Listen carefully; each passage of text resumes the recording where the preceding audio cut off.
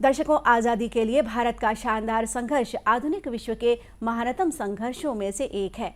दूरदर्शन समाचार इतिहास की धारा बदलने वालों की झलक रोजाना आपके लिए लेकर आ रहा है। आज भारत के प्रथम स्वतंत्रता संग्राम की 156वीं वर्षगांठ है। आइए जानते हैं इससे जुड़ी कुछ स्मरणीय बातें।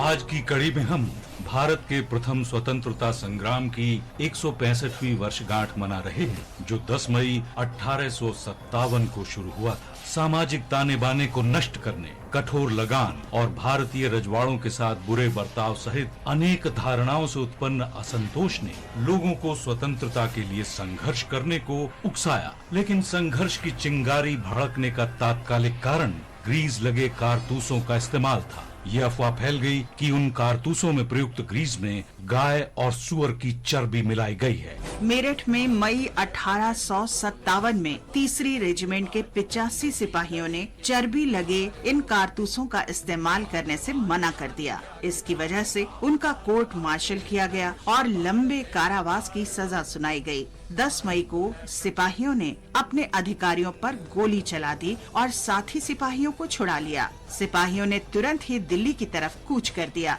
दिल्ली पहुंचकर उन्होंने 81 वर्षीय बहादुर शाह जफर को हिंदुस्तान का शहंशाह घोषित कर दिया। शीघ्र ही संग्राम की ज्वाला उत्तर पश्चिमी प्रांतों और अवध तक फैल गई। दिल्ली हाथ से निकलना अंग्रेजों की प्रतिष्ठा के लिए बड़ा नुकसान था। जल्द ही स्वतंत्रता संग्राम की आग पूरे उत्तरी और मध्य भारत में फैलती गई। दिल्ली में बहादुर शाह जफर, लखनऊ में बेगम हजरत महल, कानपुर में नाना साहेब, झांसी और ग्वालियर में लक्ष्मीबाई और तात्या टोपे, बरेली में खान बहादुर खान, प्रयागराज और वाराणसी में मौलवी लियाकत अली और बिहार में कुंवर सिंह प्रथम स्वतंत्रता संग्राम के प्रमुख नेता। ईस्ट इंडिया कंपनी ने भी तेजी से कार्रवाई की। सेना की सहायता से सितंबर के अंत तक दिल्ली पर दोबारा कब्जा कर लिया गया। लेकिन स्वतंत्रता संग्राम को पूरी तरह से दबाने में अंग्रेजों को लगभग 1 वर्ष लगा। 20 जून 1858 को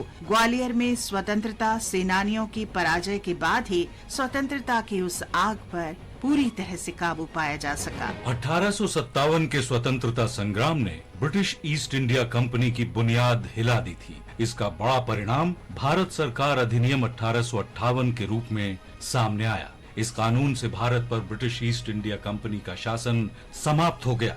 भारत पर ब्रिटिश राज की शुरुआत हुई और प्रत्यक्ष रूप से अपने प्रतिनिधियों के माध्यम से भारत का शासन ब्रिटिश सरकार के हाथों में आ गया। 1857 के प्रथम स्वतंत्रता संग्राम ने ऐसी चिंगारी लगाई और ऐसी ऊर्जा का संचार किया जो मातृभूमि को स्वतंत्र कराने के लिए अंग्रेजों से संघर्ष जारी रखने के लिए लोगों की प्रेरणा का मुख्य स्रोत बनी रही।